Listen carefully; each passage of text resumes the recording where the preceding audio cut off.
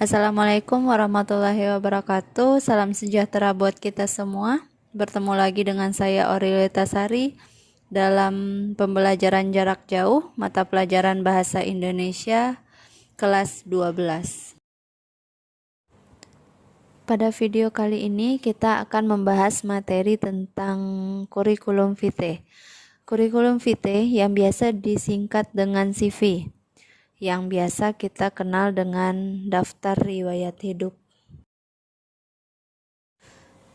Pada minggu lalu kita sudah membahas cara penulisan surat lamaran yang baik dan benar.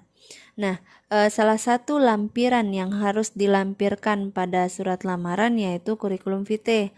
Nah, sekarang kita akan membahas apa itu kurikulum vitae atau daftar riwayat hidup. Kurikulum vitae atau daftar riwayat hidup adalah identitas pelamar yang ditujukan kepada perusahaan yang kita lamar. Dengan kata lain, CV memudahkan perusahaan untuk sedikit banyaknya mengenal pelamar pekerjaan di perusahaan tersebut. Dengan adanya CV, perusahaan bisa menentukan apakah pelamar tersebut sudah memenuhi kriteria awal yang telah ditetapkan oleh perusahaan untuk mengisi posisi kosong yang ada di perusahaan tersebut. Pada umumnya, penulisan CV ada 3 data yang harus kalian lengkapi. Yang pertama yaitu identitas diri. Identitas diri ini mulai dari nama, tempat tanggal lahir, agama, alamat, dan semua identitas diri yang kalian anggap penting. Kemudian yang kedua yaitu riwayat pendidikan.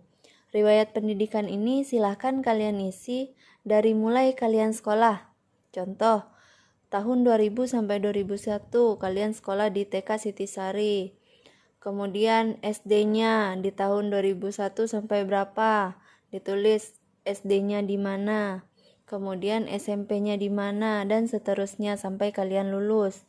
Kemudian kalau untuk riwayat pendidikan ini, kalau bisa cantumkan nilai terakhir kalian lulus di masing-masing sekolah tersebut. Biasanya itu mulai dari SMP dan SMK itu sudah ada nilai terakhirnya. Kemudian yang ketiga yaitu ada pengalaman kerja. Nah, pengalaman kerja ini silakan kalian tulis kalian sebagai apa di perusahaan tersebut. Contoh, sebagai sekretaris di PT Maju Mundur pada tahun 2005 sampai 2008.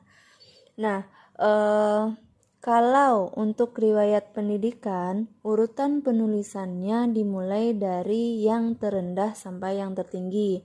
Contohnya tadi, dari TK, SD, SMP, SMK, kuliah, dan seterusnya. Kemudian, kalau untuk pengalaman kerja, ditulis dari yang paling baru. Contoh, 2019 sampai saat ini kalian bekerja di mana? Kemudian, yang kedua, 2010 sampai 2019 kalian bekerja di mana? Jadi, kalau untuk pengalaman kerja silahkan ditulis dari yang paling baru ya. Baik, ini contoh dari daftar riwayat hidup. Sudah saya tuliskan di sini ya. Kalau untuk judul kalian mau bikin daftar riwayat hidup boleh, kurikulum vitae juga boleh ya. Yang pertama yaitu ada identitas diri. Identitas diri ini ada isinya nama, tempat tanggal lahir, jenis kelamin, agama, alamat, tinggi badan, berat badan, golongan darah, nomor telepon, dan email. Nah, kalau seandainya ada kalian rasa yang masih ketinggalan dan identitas yang paling penting, silahkan ditambahkan, boleh-boleh saja. Nah, kemudian yang kedua riwayat pendidikan, sesuai dengan yang sudah saya jelaskan tadi. Kalau untuk riwayat pendidikan, urutan penulisannya dimulai dari yang terendah sampai yang tertinggi. Nah, kemudian ada pengalaman kerja. Begitu juga pengalaman kerja, malah kebalikan dari riwayat pendidikan. Kebalikannya, kalau riwayat pendidikan dari yang terendah sampai yang tertinggi, sementara kalau pengalaman kerja ditulis dari yang tertinggi ke yang terendah atau yang paling baru. Nah, biasanya di paling bawah itu ada tanda tangan, berarti tanda tangannya mengikuti surat lamaran kemarin ya. Hormat saya, koma, tanda tangan, kemudian nama terang kalian atau nama panjang. Satu lagi, kalau seandainya memang mau menambahkan, misalnya prestasi kalian banyak nih yang kalian dapatkan, boleh di bawah pengalaman kerja kalian tambahkan prestasi. Prestasi apa yang pernah kalian raih? Misal juara 1 badminton atau juara 1 cerdas cermat, boleh ditambahkan di sana. Nah, setelah dari prestasi itu baru hormat saya, tanda tangan, dan nama terang kalian.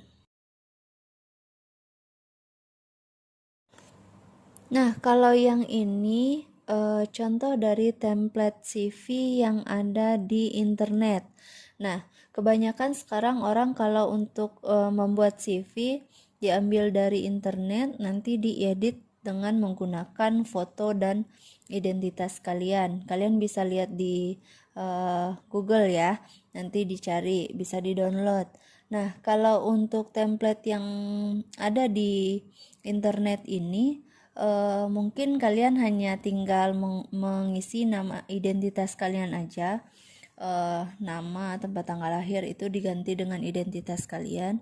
Nah, bedanya dengan CV yang kalian tulis sendiri atau ketik sendiri, biasanya kalau template CV yang diambil dari internet itu tidak menggunakan tanda tangan, dan mereka lebih banyak identitasnya. Itu di sana ada profil, kepribadiannya, riwayat pendidikan, kemampuan, pengalaman bekerja.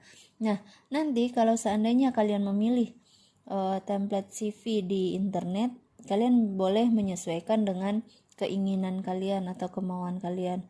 Contohnya sangat banyak ya di internet, silahkan dipilih sendiri.